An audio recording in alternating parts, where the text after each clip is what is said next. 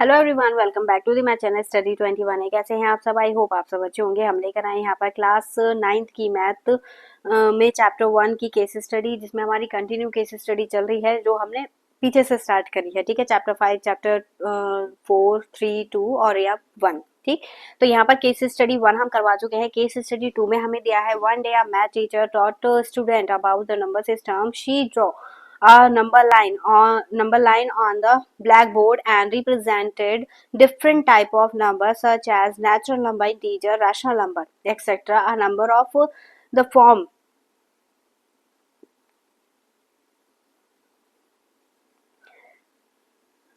P upon Q is said to be a rational number if Q is not equals to 0 and P and Q are integer। तो यहाँ पर हमें दी है information. ठीक है, तो P अपॉन Q की फॉर्म में मतलब रैशनल नंबर में हमें मेंशन करना है, इंटीजर्स के बारे में बताया है, नेचुरल नंबर के बारे में बताया है।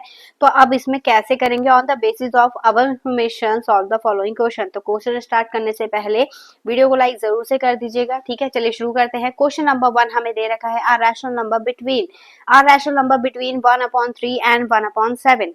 रैशनल नंबर किसके बीच की बात कर रहा है? वो रैशनल नंबर इन दोनों के बीच की। सिर्फ एक रैशनल नंबर बोल रहा है, आ बोला है तो ठीक है।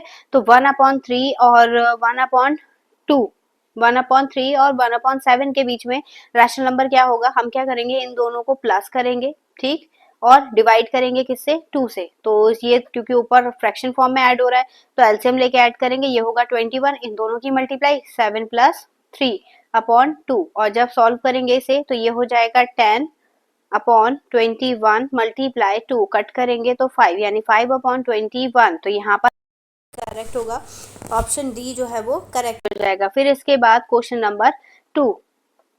क्वेश्चन नंबर 2 हमें दे रखा है an irrational number between √3 and √5। √3 और √5 के बीच में कौन सा इरेशनल नंबर है जो लाई कर रहा है? तो ये जो स्टार्टिंग के नंबर दे रखे हैं ये तो हमारे सारे क्या हैं? रैशनल नंबर है, तो ये तो होगा नहीं। इरेशनल नंबर हमें बताना है। तो यहाँ पर देखिए √7 जो है वो 5 से बड़ा है, मतलब ये नहीं होगा। तो कौन सा बचा हमारा? ऑप्शन 3, जो 3 और 5 के बीच में लाई कर रहा है, 3.5। ठीक है, तो ऑप्शन सी हमारा करेक्ट हो जाएगा। फिर इसके बाद क्वेश्चन नंबर 3 हमें दे रखा है। क्वेश्चन नंबर 3 हमें दिया है द डेसिमल नंबर 1.5 बार। ठीक है, 1.5 बार। तो यहाँ पर क्या होगा? In the form of P upon Q। P upon Q की फॉर्म में जब हम इसे चेंज करेंगे तो इसमें क्या होगा? देखिए पहले तो हमने इसको किसके इक्वल मान लिया? 1.5 बार। ये हो गई हमारी इक्वेशन 1। क्योंकि एक ही डिजिट पे बार है तो मल्टीप्लाई कैसे करेंगे? 10 से। तो ये होगा 10x और ये कितना हो जाएगा? 15.5। ठीक, माइनस करेंगे दोनों को तो इसके नीचे लिख लेते हैं 1.5। और ध्यान रखिएगा पॉइंट के नीचे पॉइंट ही रखिएगा। ये तो आ गया 14 और ये आएगा 9x। x is equal to कितना हो गया? 14/9। ठीक, ये आ गया हमारा रैशनल नंबर। तो रैशनल नंबर में हमारा कौन सा ऑप्शन करेक्ट हो रहा है? ऑप्शन डी जो है वो करेक्ट हो जाएगा। फिर इसके बाद देखेंगे क्वेश्चन नंबर 4। क्वेश्चन नंबर 4 हमें दे रखा है the sum of two rational number is always. जब आप दो रैशनल नंबर को प्लस कर रहे हैं, ठीक है, तो वो हमेशा क्या देंगे आपको? रैशनल नंबर ही देगा। देखिएगा इसमें क्वेश्चन नंबर 5 हमें क्या दे रखा है? क्वेश्चन नंबर 5 दिया है टर्मिनेटिंग और repeating decimal number is an. तो रिपीटिंग होता है या फिर टर्मिनेटिंग होता है तो वो होता है आपका हमेशा रैशनल नंबर होगा। क्योंकि रिपीटिंग होगा, बार लग जाएगा, हम उसे P अपॉन Q में फॉर्म में चेंज कर लेंगे। तो इसीलिए यहाँ पर कौन सा ऑप्शन करेक्ट होगा? ऑप्शन ए करेक्ट हो जाएगा। ठीक, तो यहाँ पर ऑप्शन ए करेक्ट है। अगर नॉन रिपीटिंग की बात करता तो वो इरेशनल नंबर होता, क्योंकि नॉन रिपीटिंग पे हम बार नहीं लगा सकते तो वो हो जाएगा इरेशनल। लेकिन यहाँ पर रिपीटिंग और टर्मिनेटिंग बोल रहा है तो वो होगा हमारा रैशनल नंबर। ठीक है, तो यहाँ पर हमारी केस स्टडी जो है कर रहे थे वो फिनिश हो गई है। आई होप आप लोगों को समझ में आई होगी। तो चलिए बढ़ते हैं इसकी नेक्स्ट केस स्टडी की तरफ। और नेक्स्ट केस स्टडी की तरफ बढ़ने से पहले वीडियो को लाइक जरूर से कर दीजिएगा। अगर आप फर्स्ट टाइम वीडियो को देख रहे हैं तो चैनल को सब्सक्राइब भी जरूर से कर लीजिएगा। ठीक है, ताकि आपको नेक्स्ट वीडियो की अपडेट मिल सके। चलिए देखिएगा इसका नेक्स्ट क्वेश्चन, क्वेश्चन नंबर 3, वो केस स्टडी 3। ठीक है, तो केस स्टडी 3 को हम देखेंगे। The secretary of golf course colony organized a pre medical camp of for the patient suffering from coronavirus. During the medical camp, the pulse rate of many patients recorded in mathematical term was 150.35। ठीक है, decimal form में मतलब उसे mention करा है।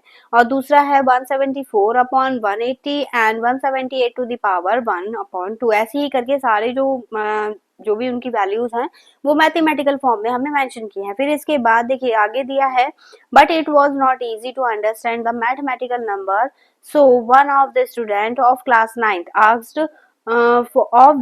asked the following question on the basis of above information। मतलब इसमें जो है ना, इसमें सिर्फ हमें जो मेन इन्फॉर्मेशन दे रखी है वो ये वाली इन्फॉर्मेशन है, बस इसके अलावा कुछ नहीं है। तो आप इसे एज अ क्वेश्चन ही मान के चलिएगा कि पर्टिकुलर क्वेश्चन है। तो यहाँ पर देखिए क्वेश्चन नंबर 1 हमें क्या दे रखा है, क्वेश्चन नंबर 1 बोला है what is the value of 2.13 बार। तो अभी बार वाला क्वेश्चन मैंने आपको बताया था, ठीक है, कैसे सॉल्व करते हैं। अगर एक डिजिट पे बार होता है तो 10 से मल्टीप्लाई, 2 डिजिट पे बार होता है तो 100 से मल्टीप्लाई। तो आपको यहाँ पर 2 डिजिट पे दे रखा है तो मतलब 100 से मल्टीप्लाई करके इसे सॉल्व करना है और इसका आंसर मुझे बताना है कमेंट सेक्शन में, ठीक है।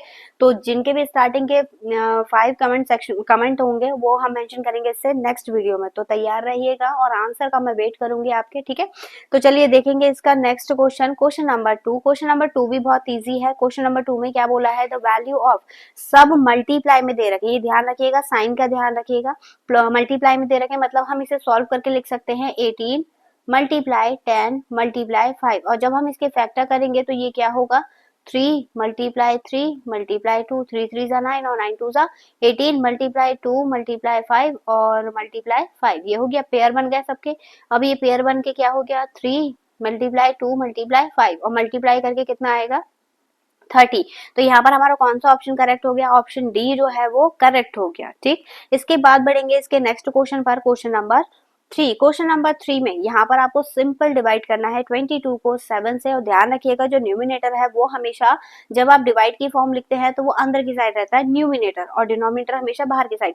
तो आपको इसे डिवाइड करके मुझे बताना है कि इन चारों में से कौन सा आंसर है, ठीक है। तो ध्यान रखिएगा जिसके स्टार्टिंग के 5 कमेंट्स होंगे तो हो सकता है उससे कुछ और भी बेनिफिट मिल जाए। तो चलिए शुरू करेंगे इसका नेक्स्ट क्वेश्चन, आंसर आप लोग कर दीजिएगा इसका, ठीक है। अब इसके बाद दिया है if 4 to the power x, ये भी बहुत इजी है, ठीक, इज इक्वल टू 1/8। सबसे पहले हमें क्या करना पड़ेगा, इन दोनों का बेस जो है वो सेम करना पड़ेगा। बेस कैसे सेम करते हैं, यहाँ पर दिया है हमें 4 की पावर 2x दे रखा है, ठीक है, इज इक्वल टू 1/8। अब इसको हम अगर चेंज करेंगे स्मॉलेस्ट यूनिट में, यानी इन दोनों का बेस सेम करने के लिए, तो ये होगा 2 की पावर 2x, और इसे क्या लिख सकते हैं हम, जब हम 8 को ऊपर लेके जाएंगे जो भी पावर आएगी वो माइनस में, तो ये हो गया 2 - 3, 2 की पावर -3, तो ये हो गया 2 की power 4x is equal to 2 की पावर -3। अब जब कंपेयर करेंगे पावर को तो ये आ गया x इज इक्वल टू -3/4। तो यहाँ पर -3/4 यानी ऑप्शन बी क्या हो जाएगा, इसका करेक्ट हो जाएगा। फिर इसके बाद नेक्स्ट हमें दिया है which one of the following number is rational. आपको बताना है कि इसमें से कौन सा नंबर है जो रैशनल है। तो यहाँ पर देखिए रूट में 5 है, मतलब ये रैशनल है, हम रूट से बाहर नहीं निकाल सकते। पाई ऑलवेज रैशनल नंबर होता है। 7/q कभी भी 0 नहीं होना चाहिए, मतलब ये सारे ऑप्शन क्या हो गए, कट हो गए। तो अगर 0 ऊपर है तो कोई दिक्कत नहीं है, नीचे कोई भी नंबर हो चल जाता है। तो ये हमारा ऑप्शन करेक्ट होगा, ऑप्शन डी, ठीक। तो यहाँ पर हम 2 केस स्टडी कर चुके हैं, आई होप आप लोगों को समझ में आई होगी, ठीक। अगर आप लोगों के समझ में आई है तो आप मुझे कमेंट सेक्शन में बता सकते हैं, मैं इसके आगे की जो केस स्टडी है उसकी फोटो आप लोगों के लिए अपलोड कर दूंगी, आप उसे सॉल्व करके देखिए, और उसकी जो वीडियो मिलेगी वो आपको मिलेगी कल, तो इसलिए तैयार रहिएगा, ठीक है। वीडियो को लाइक शेयर और सब्सक्राइब जरूर से कर लीजिएगा। चलिए मिलेंगे इससे नेक्स्ट वीडियो में नए क्वेश्चन के साथ, तब तक के लिए धन्यवाद।